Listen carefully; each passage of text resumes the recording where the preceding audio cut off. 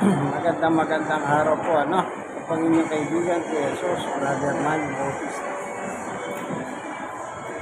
Magandang balita, Biblia, Catholic Edition. Akin pong gagamitin sa aking pagbabasa ng banal na kasulatan. Pero ganun pa man, bago po tayo papalawot, ay ating mananalangin muna tayo. Panginoon Diyos, samahan po kami sa aming paghaharal sa oras nito ng iyong salita. Nahayon po sa magandang balita, Biblia, Catholic Edition.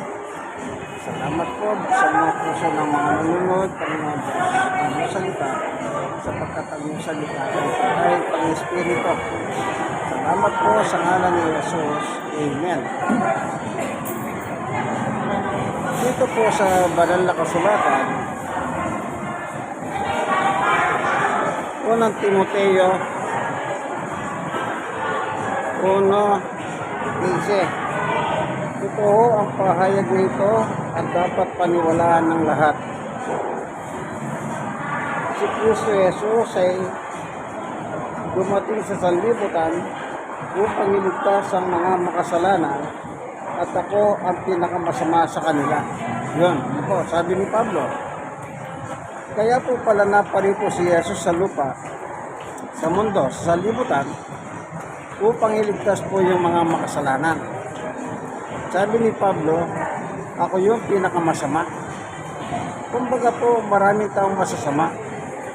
Pero si Pablo po, siya yung pinakamasama ayon sa kanya. Alam niyo po ba bakit? Meron siyang dito sa Corinto ay Roma. Tignan niyo po ang salita ni Pablo. Chapter 7, mula po sa verse 21 at saka 22. Ito ang natuklasan ko. Kapag nais kong gumawa ng mabuti, ang masama ay malapit sa akin.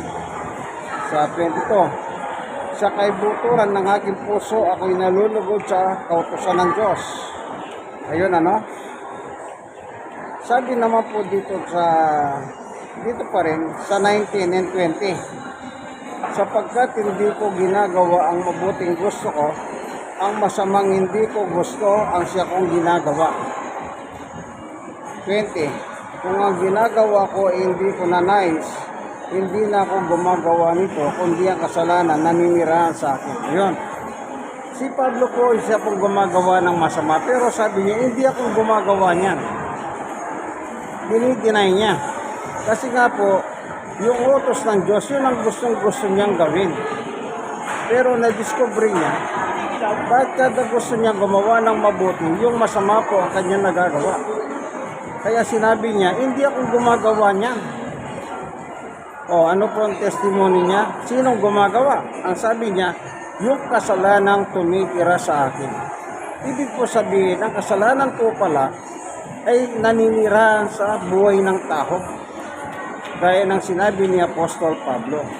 Kaya doon sa Timoteo, sabi niya, ako ang pinakamasama. Ngayon, si Pablo pa, pinahabagan ng Diyos, sa kabila ng siya po ay pinakamasama. Opo, tignan natin ang kanyang sulat. Balikan natin yung sinabi niya sa Timoteo. Ano po, ito. Dito naman natin basahin sa 12. Unang Timoteo 1:12. Nagpapasalamat ako sa aking Panginoong Jesucristo na nagbibigay sa akin ng lakas dahil itunuring niya akong karapat-dapat na maglingkod sa Kanya. 13. Kahit nanuhong unay nilapastangan, binusigat nilay ko siya. Sinong nilay niya? Si Jesus. Sinong nilapastangan niya? Si Jesus noon. Sa kabila nito, inahabag sa akin ng Diyos, sapagkat hindi ko nalalaman ang aking ginagawa noong ako'y hindi pa sumasampalataya. Yun palang dahilan. Yung kawalan niyang pananampalataya, yun po pala yung nagpasama sa kanya. No? Yun ang naging dahan. Bakit siya naging masama? Dahil wala po siyang pananampalataya sa ating Panginoong Jesucristo. 14. pinasagana sa akin ng kagandang loob ng ating Panginoon at ipinagkaloob niya sa akin ang pananampalataya at pag-ibig na natatagpuan sa ating pagkikipag-isa kay Kristo Jesus. Praise the Lord. Yun po yung opportunity. Binigay ng Diyos sa kanya, kinahabagan siya, kinahawaan siya, at siya po'y tinuruan sumampalataya sa ating Panginoong Yesu Kristo. Pero nung wala pa siyang pananampalataya kay Jesus, anong sabi niya? Siya po'y masama. Hindi niya alam ang kanyang ginagawa. Opo, yan po palang walang pananampalataya kay Jesus. Wala ka palang alam. Ang tawag dyan, lack of knowledge. Lack of knowledge. Kapag wala kang kahalaman about Jesus Christ, wala ka po pala. Kaya sabi ni Jesus, ganito nakalagay sa 1:15. Ako ang puno ng upas at kayo ang mga sanga, ang nananatili sa akin at ako sa kanya, ang siyang nagbubunga ng sagana. Sapagkat wala akong magagawa kung kayo iwalay sa akin. Yun. Wala kayong magagawa kung iwalay kayo sa akin. Yun po. Kapag wala kang Kristo sa buhay, iwalay ka kay Kristo at wala kang magagawa. At ano pa sabi ni Apostol Pablo, kapag wala ka kay Kristo, basahin po natin dito sa Efeso. Ito po Efeso 2:12. Anong sabi ni Pablo? Muhoy nabubuhay kayo sa mundo ng walang pag-asa at walang Diyos. Yang wala palang Kristo sa buhay. Wala po palang pag-asa at walang Diyos dito sa mundong ito. Para kang the living dead. Buhay ka nga, gumagalaw ka, pero wala ka naman Diyos, wala ka pa rin pag-asa sa mundong ito. Anong dahilan? Sabi ni Jesus, iwalay ka sa akin, wala kang magagawa. Without Christ, you're nothing. Tandaan po natin, ang wala kay Kristo, wala kang halaga. Kumbaga sa bilang, hindi ka binibilang. Ano po, kaya tandaan natin, kaibigan, ano lang ang dapat natin gawin? Isuko ang buhay natin kay Jesus. Bakit po kailangan isuko? Sapagkat si Jesus siya pinadala dito sa mundo, anong rason? Upang tayo po ay turuang sumampalataya sa Kanya, gaya ng patutuo ni Apostol Pablo. Okay, balikan natin yung patutuo ni Apostol Pablo. Sa Timoteo, ano po nakalagay? Ito. Anong sabi niya? Dito sa 10 o 16. Ngunit ako ang pinakamasama ay kinahabagan upang ipakita ni Kristo Jesus sa pamamagitan ko. Ginawa siyang instrumento ng ating Panginoong Yesu Kristo. Ang kanyang lubos na pagtsatsaga at upang ito'y maging halimbawa sa mga sumasampalataya at bibigyan ng buhay na walang hanggan. Halimbawa po palang buhay ni Pablo. Siya po ang ginawang halimbawa ng Panginoon Diyos para tayong mga entil, Pilipino entil, hindi po tayo Odyo, ay matuto tayo sa halimbawa ni Apostol Pablo. Yan po ang testimony ni Pablo sa kanyang panahon.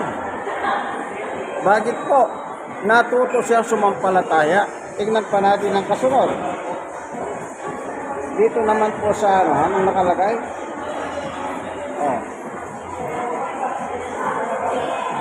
Ito po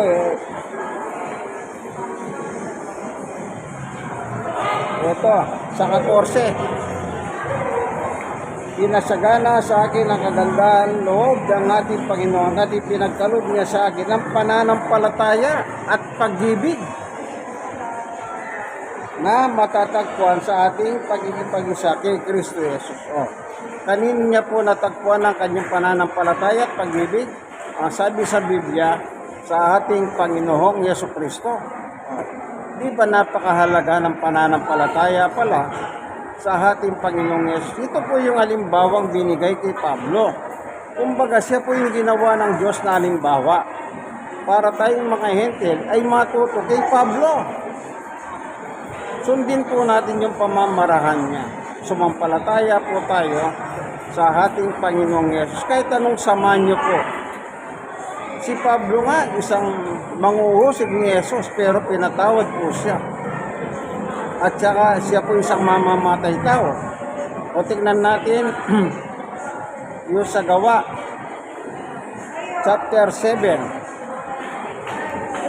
Ang natala po sa Biblia, si Esteban. Ito. Esteban. Sa Gawa 7, 54. Nagigit sa matinding galit kay Esteban ang buhok kataas-taas sa kapulungan ng mga Hudyo nang marinig ang mga ito. 35. Ngunit si Esteban, na puspos ng Espiritu Santo, ay tumingala sa langit at nakita niya kalwalatian ng Diyos at si Jesus na nakatayo sa kanan ng Diyos. 36. Kaya sinabi niya, tingnan ninyo, nakikita kong bukas ang kalagitan at ang anak ng tao na nakatayo sa kanan ng Diyos. 37. Tinakpan nila ang kanilang mga tenga at nagsigawan, pagkatapos sabay-sabay nilang sinugod si Esteban. 58. At kinaladkad siya palabas ng lungsod upang batuhin. Inilagay ng mga saksi ang kanilang mga balabal sa pahanan ng isang binatang nangangalang Saulo. Itong nangangalang Saulo, siya po si Apostol Pablo sa kanyang panahon na apostol na si Jesus. 59. At habang binabato nila si Esteban, nanalangin siya ng ganito, Panginoong Yesus, tanggapin mo po ang aking espiritu. 60. Lumuhod si Esteban at sumigaw ng malakas, Panginoon, wag mo po silang papanagutin sa kasalanan ito, at pagkasabi nito, siya'y namatay. Ganyan po kasama si Pablo. Pinapapatay niya ang mga alagad ni Jesus. Inuhusig. Yan, ang biktima po nakatala sa Biblia, si San Esteban.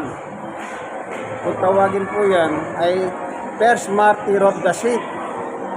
Ayon sa mga Bible scholar. Sino? Si Esteban. Nasaan daw yun? Ando si Pablo sa pangalang Saulo. Nang hindi po siya naging apostol ni Jesus, siya po ay Saulo ang pangalan niya. Siya po siyang isang manguhusig sa panahon niya. Tignan natin. Dito po sa Gawa pa rin. Babasahin lang natin, Anong nakalagay dito? Dito po sa Gawa pa rin. Ito sa 19, 26, 19. Dahil dito, Haring Agripa, hindi po ako sumuway sa pangitahin mula sa langit. Nangaral ako sa Damasco, saka sa Jerusalem, at sa buhok lupain ng Judea, at gayon din sa mga hentil. Ipinangarap kung dapat silang magsisi tumalikod sa kanilang mga kasalanan, lumapit sa Diyos at ipakita ang kanilang pagsisisi sa pamamagitan ng kanilang mga gawa. Dahil dito, inuli ako ng mga Hudyo habang ako'y nasa templo at pinagtangkahang patayin. 22. Ngunit hanggang ngayon, tinutulungan ako ng Diyos, kaya nakatayo ako ngayon dito at nagpapatotoo tungkol sa Kanya sa lahat ng tao. Amak man o dakila, wala akong itinuturo kundi ang sinasabi ng mga propeta at ni Moises. 23. Na ang Kristo ay kailangan magdusa at siya ang unang mabuhay na muli upang magpahayag ng liwanag sa mga Hudyo at sa mga hentil. 2 tao lang po ang tao dito sa mundo. Kung hindi ka Hudyo, hentil ka. Tayo Pilipino, sakop tayo ng mga hentil, hindi tayo Hudyo. 24. Abang nagsasalita pa si Pablo, malakas na sinabi ni Festo, nababaliw ka na, Pablo, sa sobrang pag-aaral mo'y nasira na ang iyong ulo. 25. Ngunit sumagot si Pablo, hindi ako nababaliw kagalang-galang na pesto at sinasabi ko mga salita ng katinuan at pawang katotohanan. 26. Nalalaman po ninyo, Haring Agripa, ang tungkol sa mga bagay na ito. Kaya't malakas ang loob kong magsalita sa inyong harapan. Tiyak na hindi lingid sa inyo ang mga ito, sapagkat hindi sa isang sulok lamang nangyari ito. 27. Haring Agripa, naniniwala ba kayo sa mga propeta? Alam kong naniniwala kayo. 28. Sinabi ni Agripa kay Pablo, sa palagay mo ba may kayat mo akong maging Kristiyano sa loob lamang ng maikling panahon?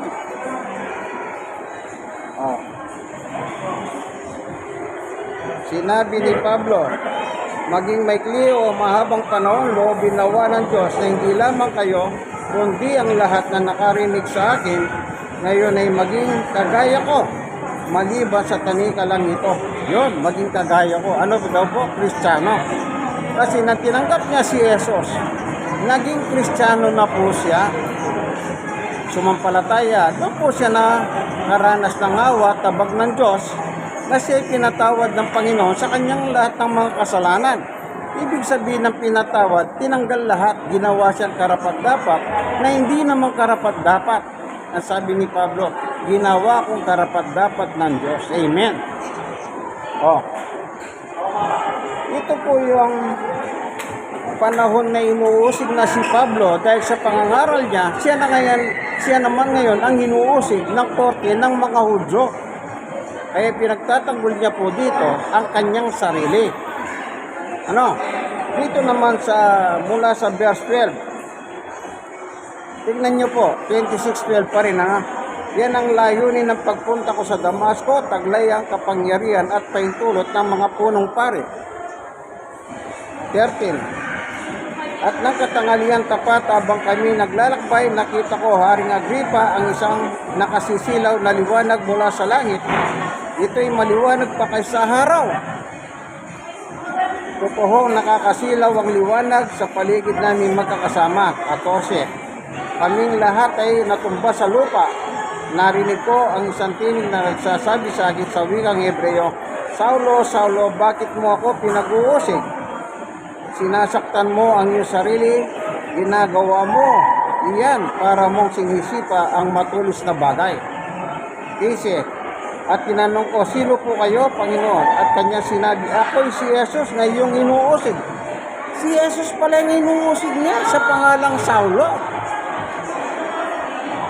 Sa 16, tumayo ka, nagpakita ko sa iyo upang italaga ka bilang aking lingkod at magpatuto tungkol sa mga nakita mo ngayon at sa mga ipakikita ko pa sa iyo.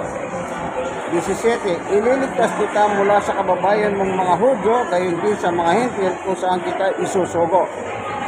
18. Imumulat mong kanilang mga mata, ibabalik sila sa kaliwanagan mula sa kadiliman, ililigtas sila sa kapangyarihan ni Satanas at ibabalik sa Diyos.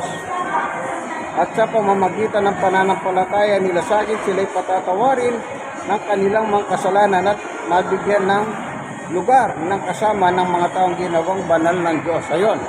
Sa panahon ng pangalan niya, Saulo. Yun yung Saulo sa panahon ni Esteban. Pinapatay niya po si Esteban. Yan. Doon po nagkaroon ng inkwentro sa pagitan niya at ng Panginoong Jesucristo upang siya italaga bilang kanyang apostol. Kaya nung apostol niya, ang tawag sa kanya, hindi na po Saulo. Lahat ng kasalanan niya, pinatawad na ng Diyos. Anong tawag sa kanya? Siya na po si Pablo o Apostol Pablo ayon sa Biblia. Kaya yung halimbawa sa buhay ni Pablo, maganda pong tularan yun. Ginawa siyang halimbawa ng Diyos upang ipakita sa mga Hentil na kahit gaano ka kasama, patatawarin ka ng Diyos, gaya ni Pablo. Anong ginagawa ni Pablo? Mamamatay taho. At yan po nakasulat sa Biblia. Hindi lang yan. Marami pang ginawa si Pablo. Pinakulong, pinabilanggo, pinahirapan. ng mga tagasunod ni Jesus. Kaya sabi ni Jesus sa kanya, yung Damascus journey, anong sabi ng Panginoong Yesus sa kanya? Ito, tumayo ka, ito, sa verse 14, kaming lahat ay natumba sa lupa, narinig ko ang isang tinig na nagsasabi sa akin sa wikang Hebreo, Saulo, Saulo, bakit mo ako pinag-uusig? Sinasaktan mo ang iyong sarili sa ginagawa mong yan, para mong sinisipang matulis na bagay. At tinanong ko, sino po kayo, Panginoon? At kanya sinabi, ako'y si Jesus na iyong inuusig. Yan palang alagad ni Jesus. Pag inuusig mo, si Jesus pala ang inuusig mo. Kaya yung sabi niya sa Timoteo, balikan natin yung sa Timoteo, ano sabi ni Apostol Pablo? Inusig ko siya sa kawalan ng aking paniniwala o pananampalataya sa Kanya. Wala pala siyang pananampalataya noon kay Jesus. Kaya pala, ang ginawa niya, dala siyang sulat, binigay ng punong paring Udyo upang lahat ng tagasunod ni Jesus ay kanyang upang lahat sila pahirapan at patayin. Ganon kasama si Pablo, pero nahabag ang Diyos sa kanya at ginawa pa siyang apostol ng Panginoong Jesucristo. Di ba napakaganda yan? Si Pablo isang makasalanan pinatawad. Tayo po patatawarin din tayo ng Diyos. Ano lang ang kailangan? Sumampalataya lang po tayo sa ating Panginoong Jesucristo. Kung hindi nyo pa po sinusuko ang buhay nyo kay Jesus, panahon na po upang isuko ninyo ang buhay ninyo kay Jesus. Wala na po tayong magagawa. Darating ang panahon, darating po si Jesus upang hanapin po yung mga sumasampalataya sa Kanya. Panghuli, ito po Lucas 18:8. Ngunit sa pagbabalik ng anak ng tao, referring to Jesus, anak ng tao, may dadatnan pa kaya siyang mga tao, may pananampalataya. Pagdating ni Jesus dito sa lupa, meron kaya siyang daratnan ng may pananampalataya? Ang tinutukoy niya, tayong mga tao. Pag wala kang pananampalataya at bumalik si Jesus, kawawa ka, maiiwan ka sa rapture. Kung sakali naman, namatay ka na nang hindi mo sinuko ang buhay mo kay Jesus, kawawa ka rin. May impyerno ka, dat ng kanyang patay o dat ng kanyang buhay. Wala ka nang magagawa. Iwalay kayo sa akin, wala kayong magagawa, sabi ni Jesus. Ano sabi ni Pablo? Pag iwalay ka kay Jesus, nabubuhay ka sa mundong ito, walang Diyos at walang pag-asa. Kaya kaibigan, hindi pa huli ang lahat. Panahon na upang isuko mo ang buhay mo sa Kanya. Kanino? Kay Jesus, gaya ng ginawa ni Apostol Pablo. Kaya siya po'y naging halimbawa. Ang sabi niya po sa Korinto 11, pero kung babasahin, anong sabi ni Apostol Pablo?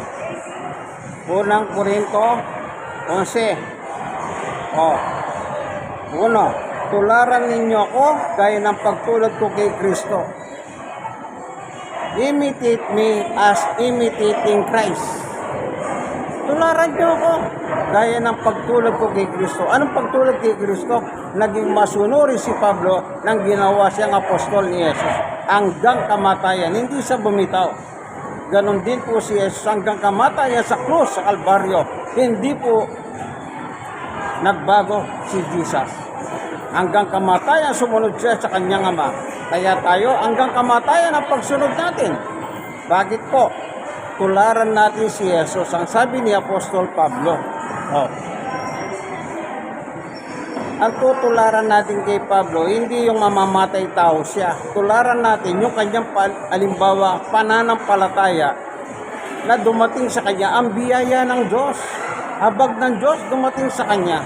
Isipin nyo, mula sa makasalanang tao, tinanggal lahat ang kanyang kasalanan. Ginawa siyang karapat-dapat at ginawa siyang banal ng Diyos. Hindi po pa napakagandang regalo ng Diyos yan? Isuko mo lang ang buhay mo kay Jesus, kaibigan. wala na po tayong maraming pagtatalunan. Ano man ang kalagayan mo sa buhay, isa ka mang mayaman, sikat, isa ka mang mahirap, baba, duka.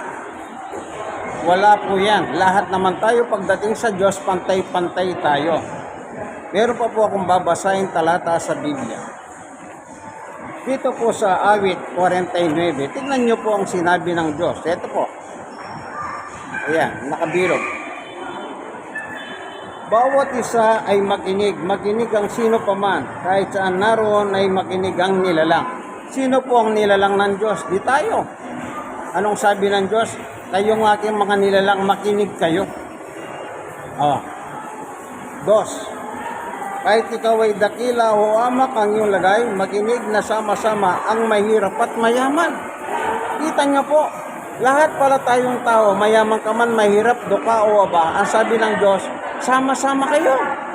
Anong sabi niya? Makinig kayo. Bakit kailangan tayong makinig sa salita ng Diyos? Tignan po natin si Pablo. Roma 10:17. Basahin ko po, ano? Ito. Kaya't ang pananampalataya ay bunga ng pagkikinig at ang pagkikinig naman ay bunga ng pangangaral tungkol kay Kristo. Paano ka magkaroon ng pananampalataya kay Jesus? Sa pamamagitan ng pagkikinig. So dapat makinig ka kapag may nangangaral. Makinig po tayo. Hindi masasayang ang panahon mo, kaibigan. Bakit sa chismis at may panahon ka, kwentuhan, may panahon ka pagpupuyat nang wala namang kararakan? Inuman, barkada, wala ka naman mapapala doon. Pero pag makinig ka na salita, anong sabi ni Pablo? Diyan po nadidevelop yung pananampalataya mo. Di ba napakaganda po yan? Yung binasa ko yung Lucas 18:8. Anong sabi niya? Babalik si Jesus. Ano nga hanapin niya? Pananampalataya ng tao dito sa lupa. Paano kung wala kang pananampalataya kay Jesus? Sayang ang buhay mo. Kung si Judas nga, sabi niya, Judas, buti pang hindi ka na ipinanganak. Bakit? Isipin niyo po, kasama na niya kanyang master, kasama na niya kanyang guro, kasama na niya kanyang si Jesus. Ibinenta pa si Jesus sa 30 pirasong tila. Noon pa pala, may mga tao na mukhang pera. No? Si Judas. Huwag natin tularan si Judas. Judas po yun eh. Kaya umantong po siya sa kamatayan. Dapat tularan natin si Pablo. Yung kanyang halimbawa dahil sa kanyang pananampalataya. Huwag natin tularan si Pablo dahil masama siya. Hindi. Ang tularan natin sa kanya, yung pananampalataya niya sa Panginoong Jesucristo. Yung pagtulad niya sa kanya. Hanggang kamatayan, hindi po bumitaw si Pablo. Ano po, tayong mga tao, dapat po tayong matuto sa aral ng Panginoon. Purihin ng Panginoon. Ngayon, tignan natin si Kristo. Pilipos 2:5. Naway magkaroon kayo ng kaisipan ng tulad ng kay Kristo Jesus. 6. Kahit taglay niya ang kalikasan ng Diyos, hindi niya pinagpilitan manatili kapantay ng Diyos. 7. Sa halip, kusa niyang binitawan ang pagiging kapantay ng Diyos at na buhay na isang alipin, ipinanganak siya bilang tao at nang siya maging tao. 8. Nagpakumbaba siya at naging masunurin hanggang kamatayan, maging ito man ay kamatayan sa krus. 9. Dahil dito siya lubos ang itinahas ng Diyos at binigyan ng pangalang higit sa lahat ng pangalan. 10. Sa gayon, sa pangalan ni Jesus ay luluhod at magpupuri ang lahat ng nasa langit, nasa lupa at nasa ilalim ng lupa. 11. At ang lahat ay magpapahayag na si Jesucristo ay Panginoon sa ikalululati ng Diyos Ama. Maliwanag po, ano? Naging masunurin si Jesus hanggang kamatayan. Kita niyo po ang pagsunod ni Jesus. Nagbuhat siya ng cross. Ang bigat. Lagi siyang natutumba kasi ang daan noon, bundok na, bato-bato pa. Isipin mo kaibigan, imaginein mo ang hirap ni Jesus para lang matubos ang ating buhay, ang ating mga kasalanan. Kasi kung hindi po tayo matubos sa ating kasalanan, lahat tayong tao pupunta tayo sa apoy ng impyerno. Buti na lang, mahal tayo ng Diyos. Ibinigay si Jesus, pinadala dito para sa ating kaligtasan. Ito pa, sabi ni Pablo. Sa Timoteo, balikan lang natin, ano? Sa 1:15. Anong sabi ni Pablo?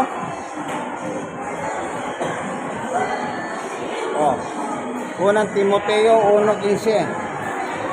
Totoo ang pahayag na ito at dapat paniwalaan ng lahat. O lahat daw. Wala nang tinira si Pablo, lahat. Si Kristo Jesus dumating sa sanlibutan upang iligtas ang mga makasalanan. At ako ang pinakamasama sa kanila. Anong layunin? Iligtas ang mga makasalanan. Sino po makasalanan? Lahat ng tao makasalanan. Ako, kayo. Walang hindi nagkasala sa Diyos. Lahat tayo makasalanan. Kaya kailangan natin ang tagapagligtas. Sino ang tagapagligtas? Ang ating Panginoong Jesucristo. Kaya dapat, kaibigan, anong dapat natin gawin? Isuko ang buhay natin kay Jesus. Hanggat may pagkakataon, malakas pa tayo. Huwag na po natin hintayin kung kailan malapit na tayong mamamatay. Huwag. Paano kung namatay ka sa isang bangungot? Paano ka pa makakapagsisi? Wala na. Yung isa nakapako sa cross, nang malapit na siyang malagutan ng hininga, ano sabi niya kay Jesus? Jesus, alalahanin mo ako pagdating mo sa iyong kaharian. Yung isang pusakal na kriminal, nag-confess. Anong sabi ni Jesus? Oo, isasama kita ngayon din sa paraiso. Amen. Napakagandang pangako. Ano po? Malapit na siyang mamatay. Kaya huwag nyo namang hintayin na malapit kayong mamatay at saka kayo susuko kay Jesus. Bakit? Baka, alam niyo po, yung malapit ng mamatay, nagdedeliryo, wala na sa katinuan yon. Wala na sa katinuan. Kaya hanggat matino pa kayo, umandar pa, sumampalataya na po kayo. Maraming salamat po, Panginoon Diyos, sa katotohanan na ibinahagi mo po sa amin sa gabing ito, sa araw na ito. Nawa yung nanonood ng video ito, buksan mo po ang puso nila. Kung sila man po ay may dalang kabigatan sa buhay, yung gawing magahan. Kung sila man po may karamdaman, yung pagalingin po sila. Salamat po ang Diyos sa ngalan ni Jesus. Amen and amen. God is good all the time. Dito po ang inyong kaibigan kay Jesus, Brother Manny Bautista, no? Habang nagre-relax po ako dito, nahalala kong mag-video. No po, praise the Lord. Hindi naman po ako pinagbawalan. Kasi wala naman po akong ginagawang masama, ano? So, nasa Deca Mall po ako sa Tondo. Ikot ko po ngayon ng video. Ayan.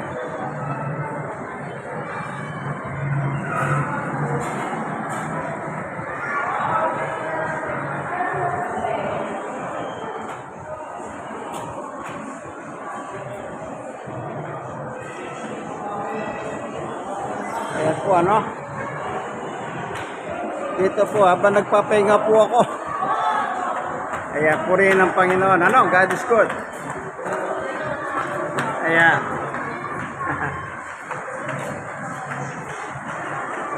Dito po ako naglugar. Ito. Ito. Ayan.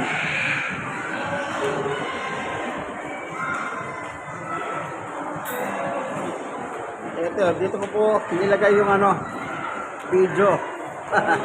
Yung cellphone. Ito po yung Bible. Ayan.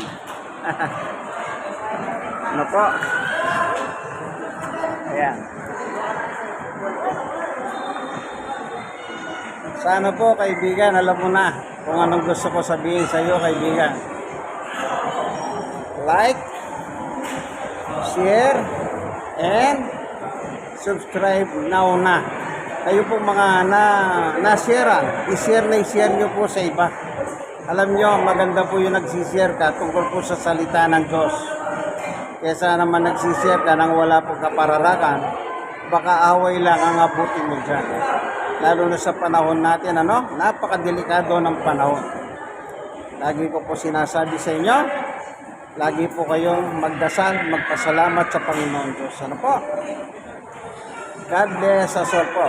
Po, andito po ako sa Deca Mall, Tondo, Manila. Ito po ang inyong kaibigan kay Jesus, Brother Manny Bautista. Ito po, minsan po, ito po yung ginamit kong Biblia ngayon.